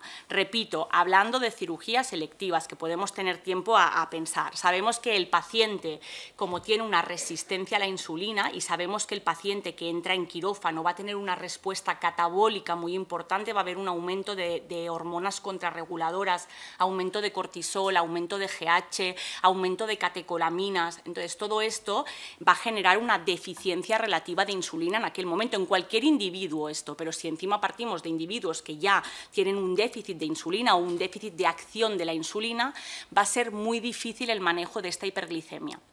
Entonces, lo que interesa mucho es que lleguen a quirófano lo más controlados posible para evitar, ¿no?, que las primeras horas haya tal desajuste metabólico. Cosas importantes en los pacientes con diabetes que van a cirugías programadas es, sobre todo, filiar bien el tipo de diabetes que tienen. Parece una cosa bastante absurda lo que digo, pero tal cual, es decir, pensar si tienen una diabetes tipo 1 y son insulindependientes, pensar si tienen una diabetes tipo 2 y les marca, sobre todo, el riesgo quirúrgico, la resistencia a la insulina. Y después también hacer un poco de despistaje de todo lo que son las comorbilidades asociadas. Importantísimo, descartar, no cuesta nada, una microalbuminuria en el paciente para mirar que no haya, pues esto, no, una nefropatía diabética, porque esto nos va a condicionar que para el paciente, para la cirugía, vamos a tener más riesgo en todo lo que es el manejo de los líquidos durante la cirugía. También vamos a tener que vigilar más con la anestesia y con ciertos fármacos para evitar la nefrotoxicidad. También mirar un poco, ¿no?, que no haya cardiopatía isquémica, obviamente, y después también vigilar con toda la neuropatía, porque después, ¿no?, podemos tener, pues, mayor problema en todo lo que sería, ¿no?, la realimentación del paciente, porque puede haber una gastroparesia, tienen más riesgo de hacer retenciones agudas de orina durante el postoperatorio. Entonces, un poco simplemente controlar a qué paciente, ¿no?, con una diabetes, qué diabetes tiene, qué control metabólico tiene y en qué situación nos lo encontramos para poder asumir los riesgos. Hay muchísimas guías que hablan, ¿no?, de cómo adaptar o de cómo ajustar el tratamiento de estos pacientes de cara a la cirugía. Entraríamos en dos grupos importantes. Hablo de diabetes tipo 2, hablo de la base de resistencia a la insulina. Los pacientes que van con antidiabéticos orales o bien con los GLP-1, que serían subcutáneos, pero no insulina, o los pacientes que van con insulina. Entonces, en función de esto, que esto también pues es lo que no decía Marisol, pues os echamos un cable, intentamos ajustarles las dosis y la medicación en función del tipo de régimen de tratamiento que lleven y también de a la hora que sea la cirugía y las horas de ayuno que tengan que hacer. Normalmente, sobre todo en lo que son antidiabéticos orales, intentamos vigilar aquellos que pueden enlentecer el vaciamiento gástrico, como los inhibidores del DPP-4, los GLP-1, los que nos pueden dar un efecto un poco hipotensor, como los glucosúricos, y para el resto, que sería, bueno, obviamente, ¿no?, todo lo que serían las sulfonilureas, vigilar que no hagan hipoglicemias, por eso intentamos evitar las dosis del mismo día. Y para las pautas de insulina, hay muchos pacientes que incluso las mantenemos iguales y si no bajamos un 20% en las insulinas basales para evitar las hipoglicemias el día de quirófano, si han de entrar en ayunas, obviamente. Deciros esto, como decíamos, que no las guías, sobre todo las guías NICE, te dicen que no hace falta un control de glicada para toda la población, para el estudio preoperatorio, pero sí que es importantísimo que el paciente con diabetes entre, o sea, vaya a cirugía con una glicada de como mínimo los 3 meses antes, ¿vale?, para saber en qué punto estamos y qué riesgo quirúrgico estamos asumiendo. Deciros que una vez ya tenemos al paciente que ha ido a cirugía, otra cosa que me ha parecido interesante poner es este estudio, que es un estudio que dio mucho que hablar, en el paciente que está ingresado, que acaba de salir de una cirugía y que está en la primera semana en el hospital. Se hicieron 2 grupos y se hizo, ¿no?, un tratamiento intensivo para mantener unos niveles de glicemia entre 90 y 108 en el postoperatorio inmediato y el otro que era un control convencional entre 140 y 180. Y obviamente después, ¿no?, la probabilidad de supervivencia fue mejor en los pacientes que mantenían un buen control metabólico pero entre 140 y 180. O sea, hay que entender que en esa fase posquirúrgica hay mucha respuesta de catecolaminas y esto nos va a hacer que los niveles aumenten. Por lo tanto, no precisamos que el paciente esté a 70 durante todo el postoperatorio y al final su supervivencia va a mejorar con un control estricto, pero mucho más moderado de glucosa. Por último, deciros, ¿no?, también que este estado de hiperinsulinismo, otra de las cosas que nos va a condicionar es la esteatosis hepática, ¿no? Esto es un problema que tenemos ahora, sobre todo también, ¿no?, y junto con los digestivos lo trabajamos mucho. Es una enfermedad, yo te diría que es la hepatopatía ahora crónica, ¿no?, más prevalente en nuestra población, que va ligada totalmente de la mano a la resistencia a la insulina, a la obesidad y a la diabetes tipo 2, y que la prevalencia en nuestra población es extremadamente alta. Lo mismo, el pivot central de esto es la resistencia, es este flujo de ácidos grasos libres, estos ácidos grasos libres que son captados por el hígado y que al ser captados por el hígado y generar esta esteatosis, la propia insulina no puede actuar bien a nivel hepático, ¿no? Y por lo tanto luego pues tenemos toda la alteración en el metabolismo de la glucosa. Es un poco, ¿no?, lo que muchos, ¿qué es primero, el huevo o la gallina? Pues mira, a veces no sabemos, pero es todo un cuadro metabólico, ¿de acuerdo? Y va totalmente cogido de la mano. Entonces, deciros que la esteatosis hepática no alcohólica no entra en ninguna guía de contraindicación de una cirugía, eso es verdad, no entramos, no es un fallo hepático, pero sí que es verdad que nos confiere más riesgo. Entonces, esto, por ejemplo, es un estudio que me gusta ponerlo, son pacientes, no hablo de esteatosis, hablo ya del estado más avanzado, de cirrosis, y era un poco la supervivencia a los 30 y a los 90 días en función del score del MEL, ¿no? Y fijaros que a partir de un MEL de 8, por cada punto que subíamos aumentaba un 14%, ¿vale?, la tasa de mortalidad en estos pacientes, con lo cual al final la enfermedad hepática es algo muy importante para tener en cuenta. ¿Cómo podemos valorar todo esto? Bueno, la cosa es que necesitaríamos, si tenemos, no es un despistaje y un cribaje para toda la población, pero si tenemos población con diabetes tipo 2 y población obesa que va a ir a una cirugía, necesitamos, no cuesta nada, valorar un poco el estado hepático del paciente. Entonces, es verdad que no tenemos ninguna fórmula para mejorar esto antes de la cirugía, pero que sí tenemos muchas cosas para mejorarlo, o sea, no para solucionarlo, pero sí para mejorarlo. Normalmente se habla del riesgo quirúrgico del paciente con una esteatosis, con un hígado graso, pero no hacemos nada más que en los pacientes que van a ir a cirugía bariátrica. Nosotros a todos los pacientes que van a cirugía bariátrica, 15 días antes los recibimos en la consulta con las nutricionistas y se les cambia el tipo de dieta, ¿no? Una dieta muy baja en carbohidrato, con eso conseguimos que algo se reduzca ligeramente el hígado, algo, porque hablamos de 15 días de tiempo, es decir, no tenemos más, y también lo que hacemos es que hay un poco de mejora a nivel de transaminasas y esto mejora mucho el riesgo quirúrgico del paciente. Yo me formé en Beibiche y cuando hacía la residencia recuerdo que para los pacientes con cirugía bariátrica los ingresábamos en el hospital 15 días antes, un paciente que su problema de salud era la obesidad, los ingresábamos y cada mañana los residentes íbamos y les hacíamos unas tiras de orina para mirar si había cetosis, para que no hubieran comido por la noche. Y esto parece, pero claro, era la única manera de asegurar que estaban cumpliendo nuestro régimen. Ahora esto ya no se hace, pero yo cuando era residente lo hacíamos y durante estos 15 días se miraba la cetosis, ¿no? Entonces, claro, si no había cetosis por la mañana en la tira de orina era cuando, oye, pues a ver si habrá comido por la noche, si no está respondiendo bien. Y todo esto era para su seguridad, para asegurarnos que hubiera menor riesgo quirúrgico de este paciente. Entonces, bueno, las guías, ¿vale?, para el manejo de las esteatosis no alcohólicas, ¿no?, un poquito y de cara a plantearnos este riesgo quirúrgico, tendríamos, aparte del screening, que ya lo he dicho, que el screening lo deberíamos hacer en todos los grupos de riesgo, es decir, pacientes con diabetes, pacientes con obesidad, pacientes con cuadro metabólico, deberíamos plantearnos que no solo los pacientes que van a una cirugía bariátrica hay que ponerles un tratamiento dietético previo, sino que el paciente que va a operarse de un mioma, pues quizá también deberíamos, ¿no?, porque al final el riesgo quirúrgico mejora mucho y es poniendo una restricción dietética. Los estudios y las guías no se ponen muy de acuerdo en cuánto tiempo debe mantenerse esta dieta. Hay guías que hablan de 2 semanas, otras de 4, otras de 6. Está claro que cuanto más tiempo la tengamos, más beneficio tendremos, obviamente. Y luego también hablamos de ciertos fármacos, que luego os daré pinceladas, pero un poco los, perdón, que se me ha ido, que serían los no me sale. Bueno, los GLP-1, que los tenéis allá. Entonces, los GLP-1 son unos fármacos que luego os lo explico, pero son unos fármacos, son en teoría unos antidiabéticos, es decir, son unas moléculas del grupo de las incretinas. Se administran, también tenemos que son vía oral, pero se administran normalmente a nivel subcutáneo. Y ahora, ¿no?, primero aparecieron para el tratamiento de la diabetes, luego para la diabetes y la obesidad, y ahora se ha visto en los recientes estudios, que luego os comentaré, que para el hígado graso son, vamos, un tratamiento muy, muy efectivo y con muy buena respuesta. Deciros, ¿impacta el síndrome metabólico en los pacientes quirúrgicos? Obviamente, impacta tanto en la mortalidad en cirugía cardíaca como en la morbilidad en los pacientes que van a cirugía cardíaca, pero no solo en estas cirugías, sino en cualquier tipo de cirugía. En la cirugía general, el cuadro metabólico nos aumenta las tasas de morbimortalidad.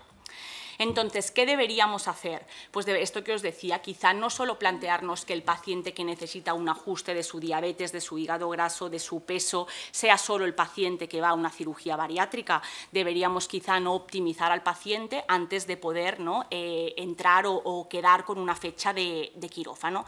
Y por lo tanto, un poco los tiros irían aquí. Necesitaríamos hablar sobre una dieta preoperatoria, una pérdida de peso y un control estricto de la glucosa. Entonces, aquí mi pregunta es, bueno, pues actuemos antes, ya sé que no es fácil, pero ¿cómo lo podemos hacer?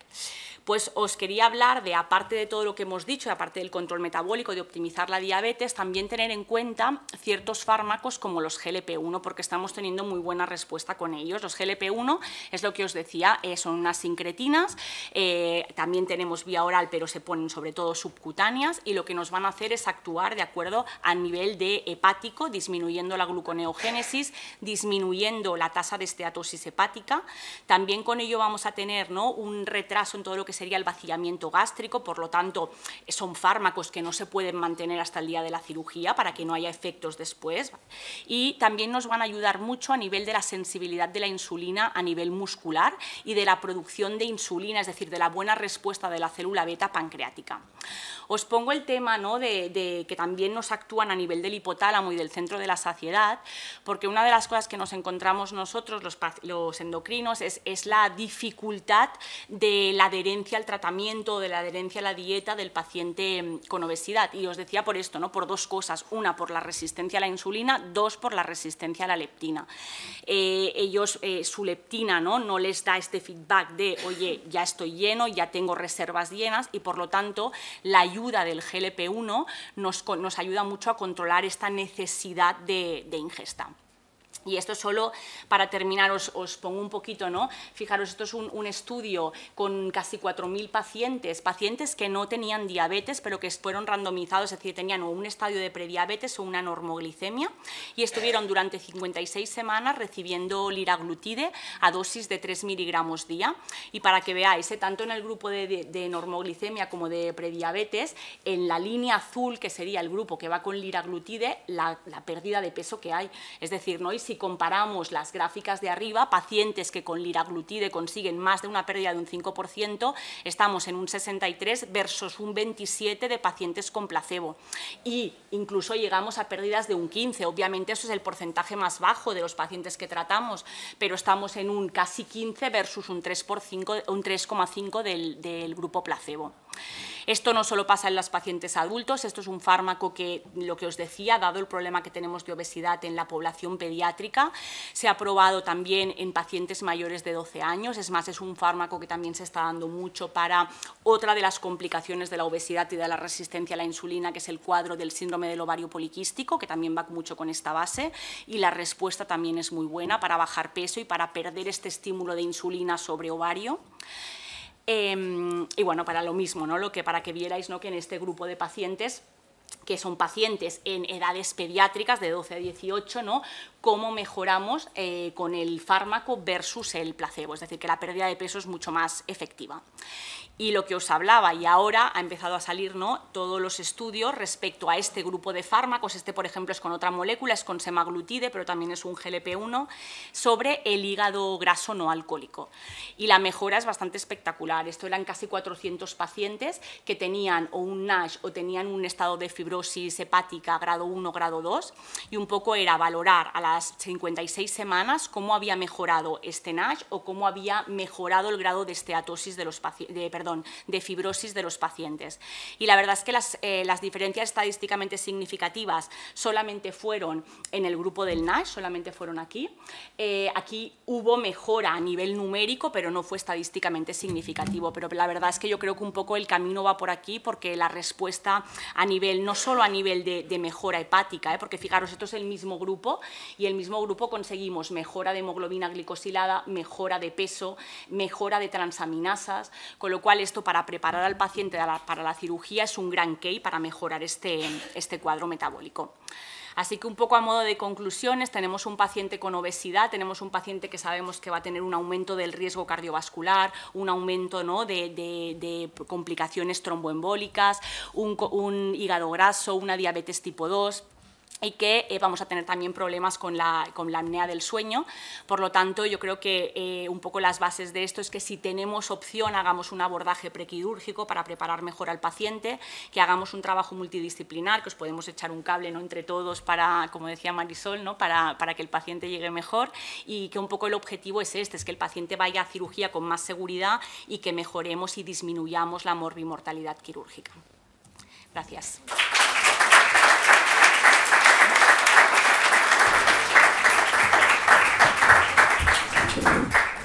Bueno, muchas gracias, doctora Guerrero, ha sido estupenda. No sé si vamos a acabar todos poniéndonos algo para estar mejor.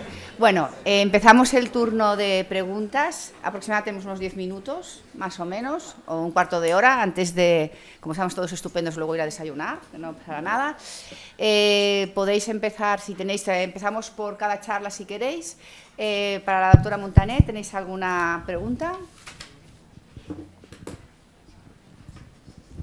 Bueno, para romper un poco el hielo, yo quería preguntarte un poquito, bueno, has dicho que es verdad que tenéis un periodo muy corto todavía de experiencia, pero sí realmente veis que la realidad de la prehabilitación, porque requiere un esfuerzo importante. Nosotros estamos intentando también establecer en nuestro centro un programa de estos Fast Track que requiere una prehabilitación y realmente es muchas teclas a tocar y no sé si hasta qué punto la realidad se adapta a que pues tengas un paciente que tengas que hacer una optimización a nivel físico, a nivel de, pues, de analíticas, todo esto. ¿Realmente veis que el resultado en el paciente se suma a vuestro entusiasmo?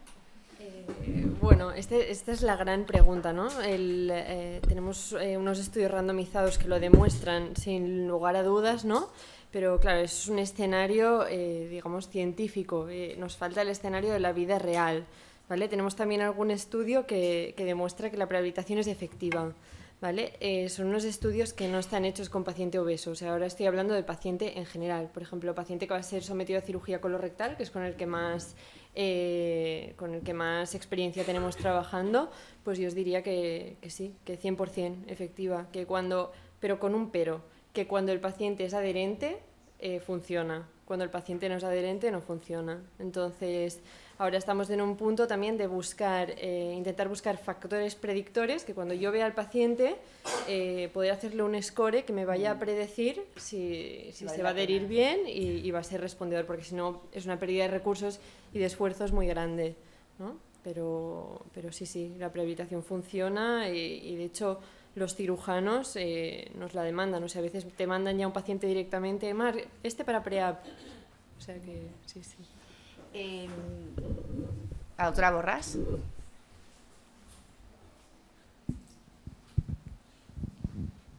Bueno, primero felicitaros a los tres por las charlas. Sobre la rehabilitación, ¿cuánto tiempo tú crees que sería necesario si se pudiera hacer para que realmente hubiera mejora? Y si uno de los beneficios que habéis visto, supongo que también buscáis, es también que a los cirujanos y a todos y a los gestores les gusta mucho que se pueda dar de alta antes a los pacientes, justamente por la prehabilitación. Sí. Con los estudios que tenemos hemos demostrado una disminución en la estancia hospitalaria de un día y de un día y medio en cirugía colorectal en estudios randomizados. Los pacientes que fueron prehabilitados se fueron de alta un día antes, ¿vale? Por ejemplo, en esófagos también hemos demostrado, no en la estancia total en el hospital, pero en la estancia en UCI ha disminuido un día la estancia en UCI de los pacientes que van a ser sometidos a cirugía esofágica y que se han prehabilitado. O sea que tiene un impacto real en el outcome quirúrgico.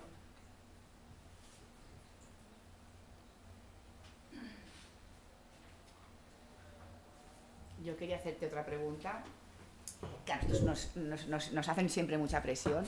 ¿Qué criterios tendrías para que te venga al preoperatorio un paciente con una índice de masa corporal de 35 y decir, no, paro la cirugía vamos a estudiar, ¿no? ¿Qué criterio te llamaría, aparte, pues, por ejemplo, que el paciente dijera, pues me cansa subir, porque claro, el traumatólogo que le cansa subir un piso dirá que es la rodilla que le tengo que operar, ¿no? O sea, ¿hay algún punto que digas, no, hasta aquí llegamos, tenemos que parar y hacer, vale la pena hacer una prehabilitación, vale la pena hacer un estudio? ¿Hay alguna cosa que sea como muy...? Nosotros nos guiamos mucho por el test este que os he comentado, que es el DASI, el Duke Activity Score Index, creo que es, y que son estas preguntas. Entonces nosotros nos basamos en estudios que establecen el punto de corte en 36, ¿vale? Si tiene un score menor de 36, lo consideramos candidato a prehabilitación.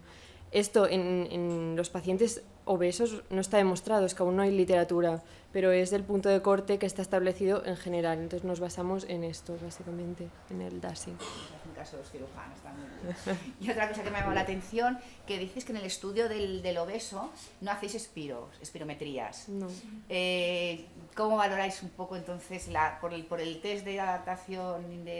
Sí, o sea, no está... Por lo que revisamos en la literatura, solo está un poco, parece que tiene un poco de sentido pedir una espirometría en los pacientes obesos y que además tienen SAOS.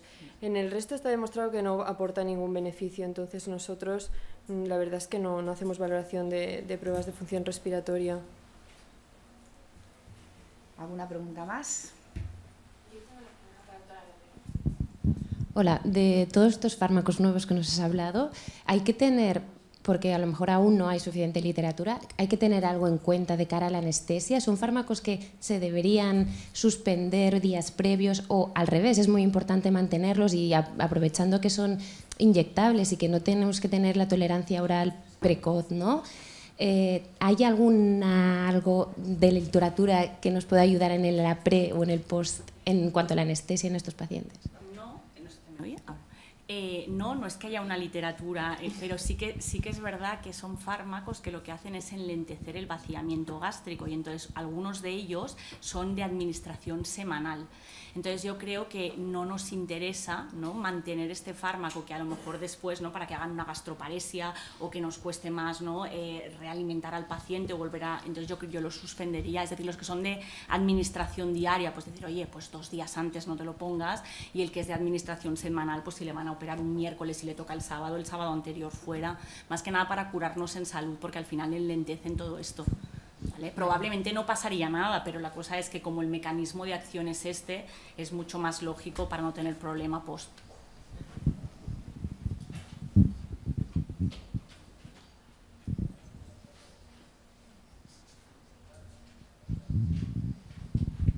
Buenos días, muchísimas gracias por las charlas. La verdad es que me han parecido súper interesantes las 3. Tenía 2 preguntas, una para la doctora Montané y otra para la doctora Guerrero. Doctora Montané, ha recalcado, que me ha parecido súper interesante, que el tema de la prehabilitación va súper ligado a la adherencia de los pacientes. ¿Nos podrías dar algún no sé, consejo o 4 ítems a seguir para detectar esos pacientes que crees que van a tener buena adherencia o al contrario, para detectar aquellos que es mejor no meterse en todo este follón porque ves claramente que no van a tener buena adherencia y va a ser un dispendio total de recursos? ¿Qué consejos nos darías? Pues nosotros, nuestra estrategia es en la visita preanestésica, ¿no?, cuando hacemos el cribado y decimos, vale, este paciente es candidato a la prehabilitación, en esa visita preanestésica se le explica al paciente, ¿vale? Y se le explica que, bueno, que es un programa que demanda de su parte, que le necesitamos, ¿no?, que se monte en el barco, y le preguntamos abiertamente, ¿usted está dispuesto a esto? Hay algún paciente que te dice que no. Entonces, ese paciente ya directamente... pues no lo apuntamos al programa, porque si él no está dispuesto a venir 3 días a la semana a entrenar, pues tampoco le podemos obligar. Entonces, eso para mí es clave. Luego, normalmente los pacientes que más necesitan la prehabilitación son conscientes de ellos mismos. Cuando tú se lo explicas, o sea, es una cosa como que parece muy sencilla, muy de perogrullo, ¿no? Pero si tú le explicas al paciente, oiga, usted necesita prepararse, le motivas un poco, ellos mismos lo ven. Entonces, normalmente los pacientes más desacondicionados, en nuestra experiencia, son los más adherentes. Aquellos que a veces que dices, lo voy a meter al programa de PREA, pero no necesita mucho. Estos son los que peor adherentes son. Y luego, nuestro gran problema en la prehabilitación es somos un hospital de 3er nivel, ¿no?, y tenemos mucho terciarismo. Pues los pacientes que viven lejos del hospital es difícil que sean adherentes. o están muy motivados o no van a ser adherentes, pues porque viven muy lejos, porque hay que gestionarles ambulancias o porque están metidos en una espiral de visitas médicas, ¿no? Que cada 2 días tienen que venir al hospital y entonces es muy difícil gestionar esto. Pero básicamente la motivación del paciente es una de las claves y también nuestro papel ahí es súper importante. Yo creo que en la primera visita a la unidad de prehabilitación nosotros los anestesiólogos les hacemos ahí una charla motivacional y ahí un poco te camelas al paciente y le haces entender que esto es para su bien, pero que necesitamos su ayuda. Entonces esto es un poco la clave. Muchísimas gracias. Y a la doctora Guerrero, te quería preguntar acerca de los fármacos que nos has estado comentando, ¿no? Bueno, la verdad es que llama muchísimo la atención todas las ventajas que tiene. O sea, parece que sea la nueva piedra filosofal y hablo desde el desconocimiento porque no conozco mucho del tema. Te quería preguntar qué efectos secundarios o qué consecuencias tienen estos fármacos a medio y largo plazo, porque parece que prácticamente son todo beneficios, ¿no? Entonces quiero saber qué se sabe hasta ahora al respecto. La verdad es que los beneficios son espectaculares. Es verdad que los fármacos los tenemos para obesidad, desde aquí en España aprobados desde el 2015, pero por ejemplo el liraglutide lo teníamos ya desde creo que es el 2007, que se aprobó en España para tratamiento para diabetes. Y son fármacos que un poco hay que conocer que como efectos que le explicamos al paciente es un efecto adverso, pero que entendemos que lo da el fármaco, sobre todo es esta sensación nauseosa constante, porque ellos cuando suben la dosis se encuentran, como yo tengo una paciente que el otro día me decía, es como si volviera a estar embarazada otra vez, ¿no? Porque estoy todo el día como nauseosa. Y luego el restreñimiento también, que les cuesta bastante ir de vientre. Algunos pacientes, y también está descrito en ficha técnica, tienen deposiciones diarreicas algunos días, pero lo habitual que encontramos nosotros es todo lo contrario, es que les cueste mucho ir de vientre. Pero aparte, la verdad es que la respuesta es buenísima y las mejoras metabólicas son espectaculares con lo que tenemos hasta ahora, ¿no? de años, pero que lo estamos usando y la respuesta es muy buena. Gracias. Tenemos una pregunta de una doctora que nos sigue online para la doctora Guerrero. Papel de la fructosamina como control de la diabetes versus la HbA1c en el preoperatorio. Gracias. Nosotros no la usamos, a veces se usa la fructosamina sobre todo para gestantes, ¿vale? Más que, o sea, para el periodo de diabetes gestacional o de paciente, más que diabetes gestacional, para paciente con diabetes que ha gestado, ¿no? que es gestante.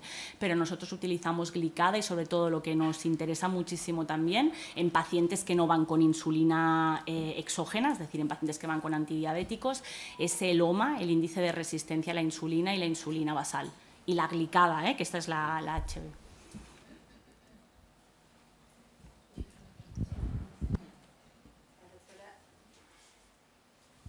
La doctora Teo apunta que hay estudios que lo utilizan en ortopedia. Nosotros no lo utilizamos, No. La doctora Bollier.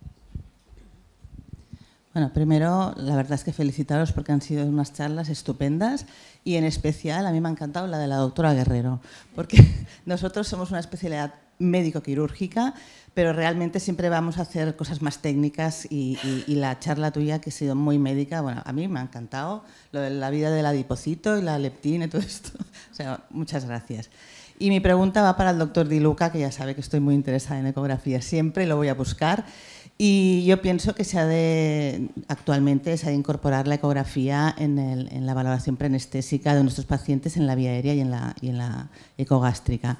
Entonces, según tu experiencia o lo que hayas podido leer, ¿qué curva de aprendizaje necesitamos? Porque no siempre tenemos un experto al lado, pero bueno, para podernos manejar un poco, ¿qué curva de aprendizaje un adjunto, un residente necesita para dominar un poco? Porque claro, una cosa es la visualización, pero también hay la medición de todos estos parámetros para poder predecir el riesgo.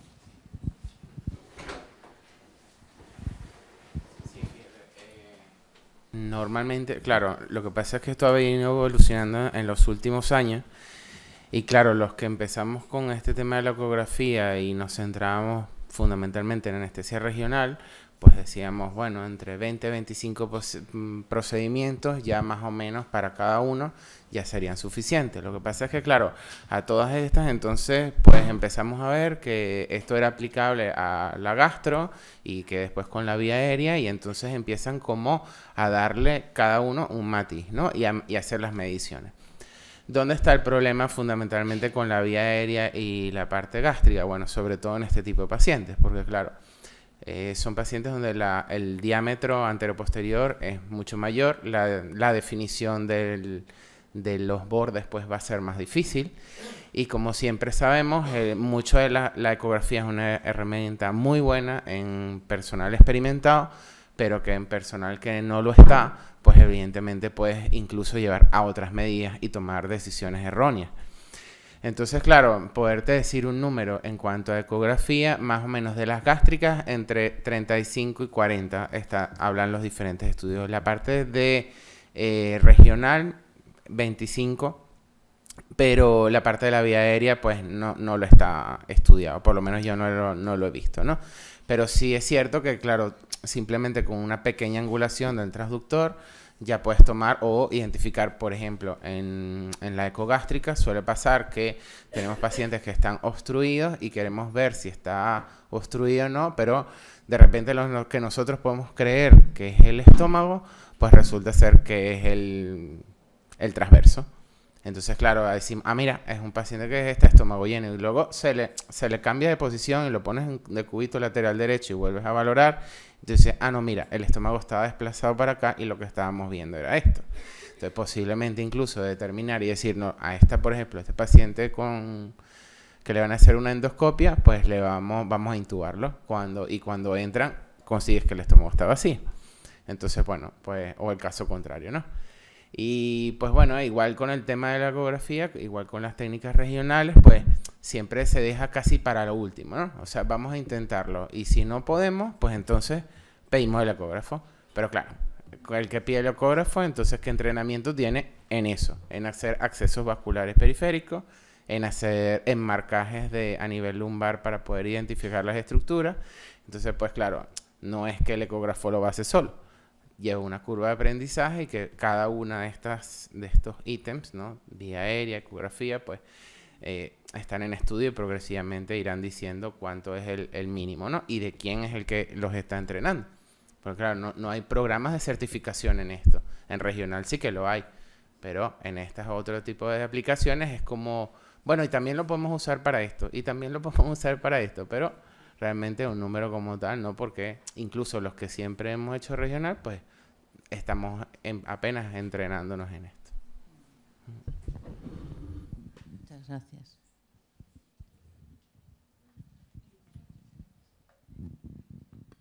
Hola, buenos días. Bueno, lo primero de todo, felicitarles. La verdad es que me han parecido las 3 charlas muy interesantes. Una pregunta para la doctora Guerrero, por favor. En las unidades de reanimación posquirúrgica nos encontramos pacientes que no son diabéticos en las primeras 24-48 horas con hiperglicemias de difícil control. Pues debido a que, por ejemplo, son pacientes de neurocirugía que van con corticoides por múltiples motivos. Mi pregunta es, sabemos que las guías dicen que no se puede pedir una hemoglobina glicosilada a toda la población, pero si pidiéramos una hemoglobina glicosilada a pacientes, por ejemplo, obesos, que sabemos que luego se van a someter a cirugía, que van a necesitar corticoides o DPC o lo que fuera, sería interesante pedirles a estos pacientes de alto riesgo una hemoglobina glicosilada con la idea de optimizarlos en el preoperatorio. ¿Nos ayudaría en el posoperatorio inmediato? Gracias. O sea, claro que nos ayudaría mucho. O sea, al final lo que nosotros presentamos son un poco guías, ¿no?, de estrategia poblacional, porque tienen que poner algún límite, ¿no? No se puede pedir todo a todo el mundo, pero obviamente en pacientes de riesgo, en pacientes con obesidad o en pacientes que hemos visto que no tienen un diagnóstico de diabetes, pero que van con aquellas glicemias de 108, 112, 100, son pacientes, o que tienen, por ejemplo, un hígado graso, son pacientes, claro, que se beneficiarán, porque sabemos que el control metabólico posterior, incluso se beneficiarían de cosas que normalmente pedimos los endocrinos, que son, por ejemplo, la insulinemia basal, o sea, su nivel de insulina en ayunas. Esto marca mucho el grado de resistencia que tiene el organismo a esta hormona, con lo cual también podemos predecir un poco la complicación de la hiperglicemia, ¿no? Del manejo de la hiperglicemia. O sea, yo sí, si puedo pedir para todo el mundo, creo que sí, nos ayudaría. Lo que pasa que, bueno, las guías cortan allá, ¿no? En pacientes, pero paciente de riesgo no me parecería nada descabellado, es decir, un paciente con obesidad, aunque no tenga un diagnóstico de diabetes, creo que nos puede dar un qué, ¿no? Para el tratamiento.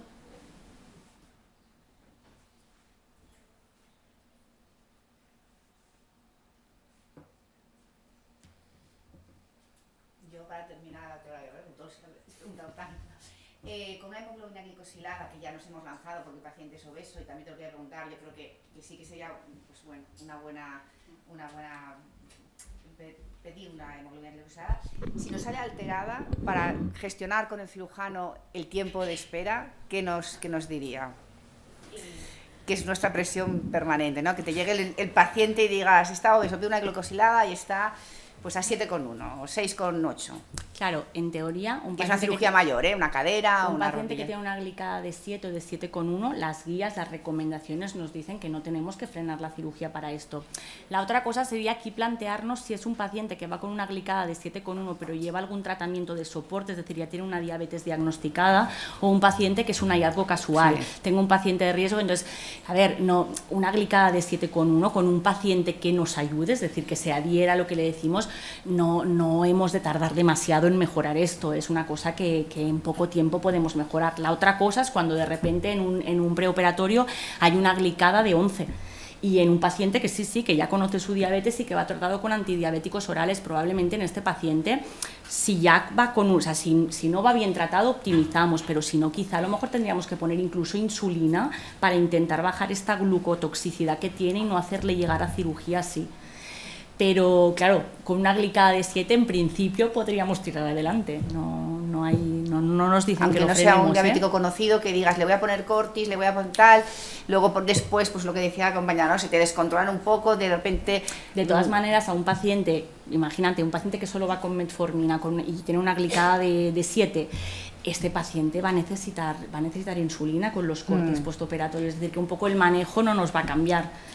Repito, la diferencia es una glicada de 10 o de 11, sí. Que el estado de glucotoxicidad que tienen hace que la insulina tampoco nos actúe bien. Por eso, esto es como cuando ingresa un paciente con un debut de una tipo 1, por ejemplo, con una cetoacidosis, y que ponemos insulina y es que no bajan los niveles de glucosa, nos cuesta una barbaridad, los requerimientos son muy altos, y es por esto, por la propia glucotoxicidad. Pero esto yo te diría que esto es en casos extremos de la diabetes tipo 2, o sea, serían glicadas altísimas, una glicada de 7 sabemos que habrá que poner seguramente, ¿no? Y si es un paciente obeso que nos llega al preoperatorio y le hemos pedido una glicada porque somos muchos y nos sale alterada, hay que plantear algún refuerzo. Sí, no, yo creo que... Yo digo, en el mundo ideal sí, ¿no? Estamos aquí haciendo un mundo ideal, estamos aquí haciendo un mundo ideal. Lo ideal sería que sí. Exacto. Más que nada, depende de la glicada, pero más que nada para poderle dar un poco de soporte al paciente, para que... Eso me refiero, como mínimo un mes. Sí. Eso es lo que es. Sí. Bueno, pues nada, para combatir la hipoglucemia que tenemos todos, yo creo que podemos ir a tomar un café y volvemos en... Las 11:30, todos aquí, sí, por favor. Gracias.